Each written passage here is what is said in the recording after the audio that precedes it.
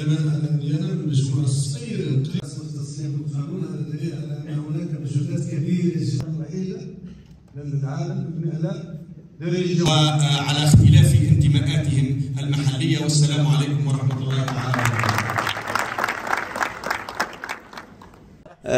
أرتأت ترابط الصحراء الديمقراطية وحقوق الإنسان أن تنظم الملتقى المغاربي الدعم للحكم الذاتي تحت شعار نقاش نخبوي من أجل حل سياسي واقعي، إيمانا منا بالمصير المشترك، الماضي المشترك، الحاضر المشترك، والمستقبل المشترك.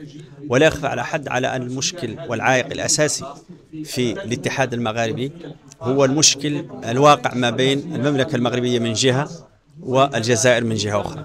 لا يمكننا أن نقارن بين من يدافع عن وحدته الترابية وأمنه واستقراره مع من يدافع عن الانفصال والأزمات في المنطقة والأطماع التوسعية في المنطقة.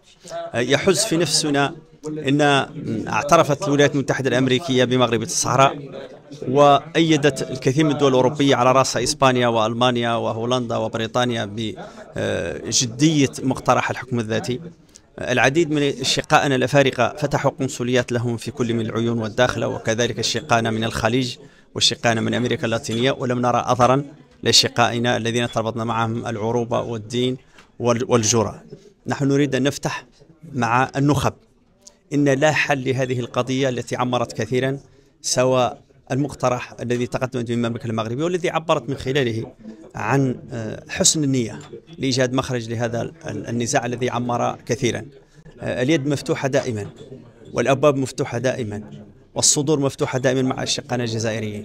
نتمنى على النخب والمثقفين والسياسيين والقوى الحية في بلداننا أن ترى في مصلحة الشعوب، وأن تخرج بهذه الشعوب من الأزمات وعدم المفاهمة إلى مغرب واحد قوي متوحد، لأنه لديه كل مؤهلات، موقعه الجغرافي والثروات الطبيعية التي تزهى بها هذه البلدان والثروات البشرية الهائلة. وبالتالي نحن نتطلع من خلال هذه الملتقى أن نفتح نقاش مع النخب المغاربية.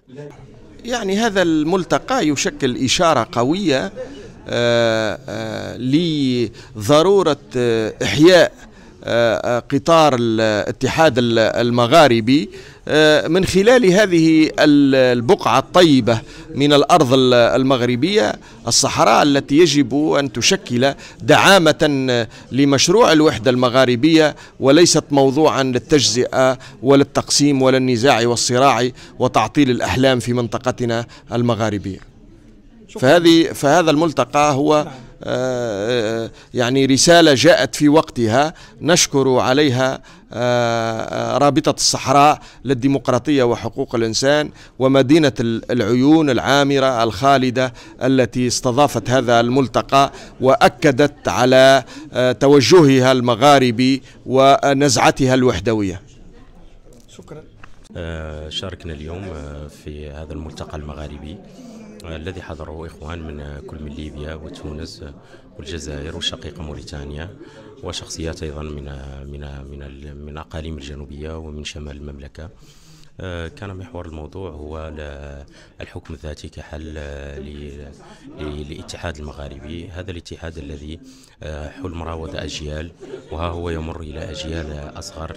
نحن كشباب نرى في هذا المشروع حلم قد يتحقق يوما ما، وربما الحكم الذاتي هو حل لهذا المشروع، لأنه في إطار التكتلات الدولية فنرى الاتحاد الأوروبي، الاتحاد الشرقي، دول بريكس والعديد من الدول. بداية نهنئ صاحب الجلالة محمد السادس نصره الله على الثقة التي حظي بها المغرب على ترأس مجلس حقوق الإنسان الدولي، وهذا نجاح إيجابي وجد مميز للدولة المغربية. واليوم نحن بصدد ملتقى الحكم الذاتي بالعيون. كان نقاشا جد قوي وفعال بمكونات المجتمع الأقاليم الجنوبية، بما فيه هم من يمنحون صوتهم وإمكانية التأثير وصناعة القرار المحلي بالمملكة، وهذا دليل على أن الحكم الذاتي يتماشى مع التقرير الأممي للأمم المتحدة. وعلى اختلاف انتماءاتهم المحلية. التحية والسلام عليكم ورحمة الله.